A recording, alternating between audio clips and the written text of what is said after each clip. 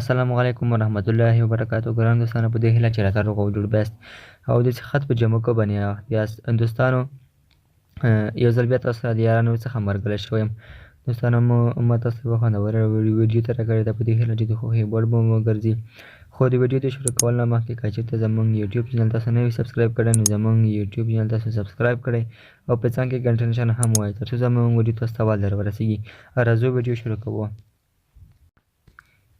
السلام علیکم ورحمت الله. د واده په اوله شپه میرمن ته د خاوند لخوا څلور نصیحتونه. یو خاوند د واده په اوله شپه خپلې میرمنې ته داسې نصیحت وکړ چې څلور خبره تل په یاد لره. لومړۍ خبره دا چې زه له تا سره ډېره زیاته مینه لرم، نو له همدې کبله مې تا سره واده وکړ او دې کور ته مې راوستلی. که چېرې ما له تا سره مینه نه درلوده نو هېڅکله مې له تا سره واده نه کوم. دا چې ما د ډول په شان ما ډنګوه. میرمن یې ورته وویل چې څه مطلب؟ زه پوه نه شوم.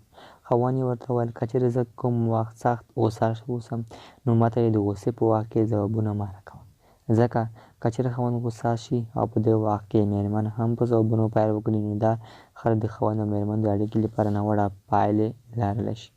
که زه غوسه وم نو ته له حوصلې او ارامه مغزو کار واخله. که چېرې ته غوسه وې نو بیا به زه له حوصلې کار واخلم، ځکه په یو وخت کې د دواړو له طرفه غوسه او ځوابونه ورکول د واده په اړیکه ناوړه پایلې شیندلی شي. دریم دا چې ما سره د هر ډول راز او نیاز خبر کولی شي، خو د چا ګیلې شکونه او شکایتونه مه راته بیانوه، ځکه د میرمن او خاوند ژوند ته ډېره خوږ وي، خو د خوښۍ خبرې، د اندرور خبرې او د فلاني خبرې د دوی په خوږ ژوند کې زهر شیندي. نو همدې لپاره ته ډېره ښه ده له ګیلو او شکایتونو څخه پرهیز وکړه. څلورمه خبره دا چې زړه یو دی، یا خو په دې مینه کې ځای کیدی شي او یا ممکن نفرت ځای پیدا کېږي. په یو وخت کې د دواړو شیان په زړه کې نشي اوسېدلی.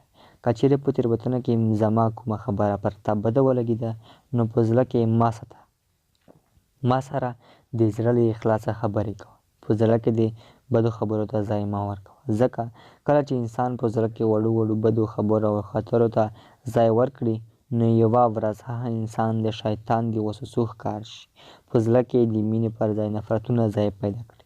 نو کله چې په یوه اړیکه کې نفرتونه پیدا شي هغه اړیکه بیا تر ډېره دوام نه مومي. ملګرو، دغه به زموږ ویډیو، په دې هیله چې د خوښۍ وړ به مو ګرځېدلی وي.